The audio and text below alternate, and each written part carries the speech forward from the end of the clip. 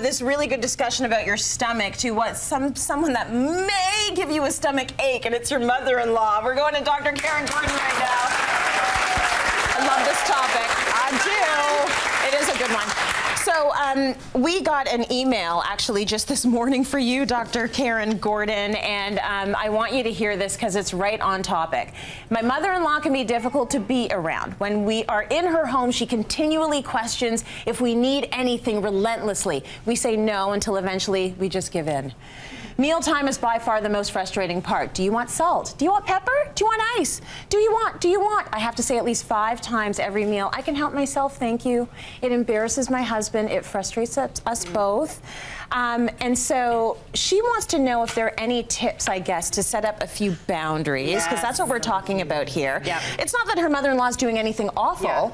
It's that there's good intent here. So the mother-in-law story is very different for men and for women, and you've got some stats on that. Yes, very interesting. And so, you know, when I was prepping for the notes for this, I was actually thinking to myself, you know, we titled it Dealing with a Difficult Mother-in-Law, but honestly, these tips you could apply for dealing with a difficult daughter-in-law. Yes. Okay, so for all the mother-in-laws sitting going, oh no, but what about, you know, what can I do? You can actually apply the same tips. So the research is actually pretty interesting. So 60% of daughter-in-laws will have some kind of friction with their mother-in-law. 60%, so pretty high.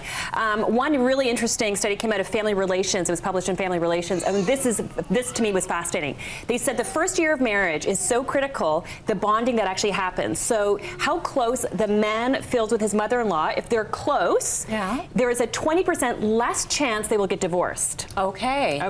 But the interesting thing is it's exactly the opposite for the woman. So if the daughter-in-law is really close with her mother-in-law that first year, they have a 20% more chance of getting divorced.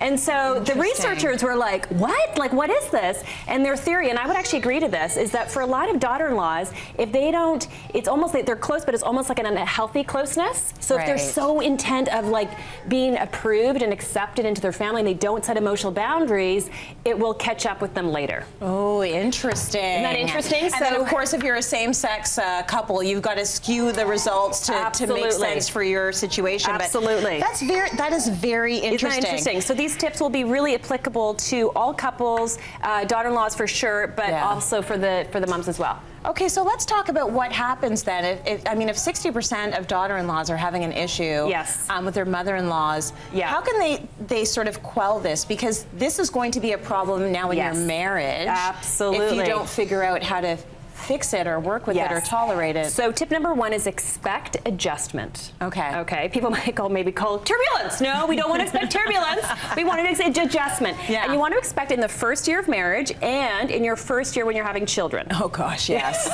Right? Because think about the dynamics that happen with families. You have, family dynamics are very powerful. And you've got certain things that are all kind of set up. And all of a sudden you've got a new person that's kind of entering your family. Everything has to kind of get readjusted. So the first year when you've got a couple that's getting married and also with the children, that's when everything is going to be really disrupted. So just kind of enter going, okay, we're going to have to make some adjustments. Let's be a little bit mindful of this and just expect it, and then it's a little bit more manageable. Absolutely. Don't think you're going to be coming into this new family and creating a new family and everything's going to be perfect. Right. That's not life. Yeah, that's not life, and it's not realistic. Yes.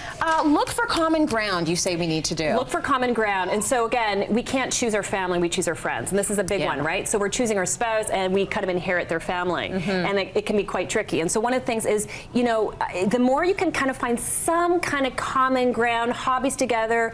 We've talked about the power of play and the research that's done around the power of play. But really figure out what can you do with your extended family, because the talking sometimes can be very tricky. So whether it's cooking and hiking, playing board games, watching movies, think about something that you can actually enjoy doing together, and it kind of creates a little bit more of a neutral playing field. I like that. And makes it a little bit, because you do want to eventually enjoy being with them. That's kind of like the ultimate goal, is where you enjoy them. Would that be the ultimate goal? Well, enjoy it. Well, I'm just wondering, because if it's a family that you might have friction with, isn't the goal to sort of just mitigate disaster? Well, that would be more surviving. That's surviving. Yes. We're not really trying to enjoy the experience. Yeah, exactly. Here. So we've kind of got surviving. Let's kind of take it up. Like when I think about thriving, let's raise the bar a little bit, and let's really think about how can I enjoy. And we're going to have differences, but how can I really enjoy? And so So figuring out kind of common grounds and some playing things is actually a great way to kind of do it. Fair enough. Yeah. Okay, don't sweat the small stuff. Don't sweat the small stuff. Man, is that easier said than done. It is so much easier said than done. So here's a great strategy that I recommend for my clients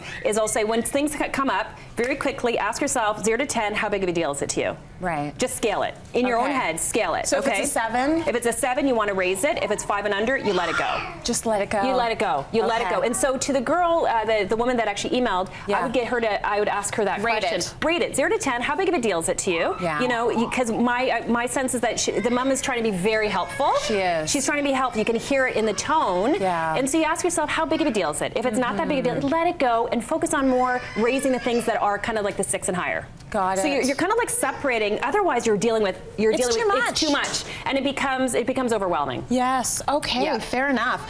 Honor your in-laws doesn't mean obey. Yes. But honor. Honor, and so this is really important. So a child and a parents, children are supposed to obey their parents. Yeah. Right. Yeah. When you get into your 20s, all of a sudden, power is different, and we become an adult child. Yes. And so it's very important to honor your parents. Doesn't necessarily obey your parents. Right. So honor meaning you're respecting them, you're listening to them, you're asking their counsel. Does not mean you're going to follow their counsel. Okay. You really honor them as a person. Yes. And this is a piece that has gotten really missed, where I feel what's happened is we went from obeying to like, I'm just going to totally disregard with what you have to say. Right. And we've really missed this middle ground because when you really listen to a lot of the frustrations from a lot of mother-in-laws, father-in-laws, they have all this experience, they have all this wisdom. They really want nothing more than to share that. Yeah. And I think by honoring them, you're listening to it. You're not necessarily going to do it. That's the difference, That's okay? true. You're listening, saying, you know what would you do in this thing? What would you do in this circumstance? Let me I kind of need some more ideas. Yeah. It's a way to honor who they are in their life story. Ooh, that's a good one. Yeah.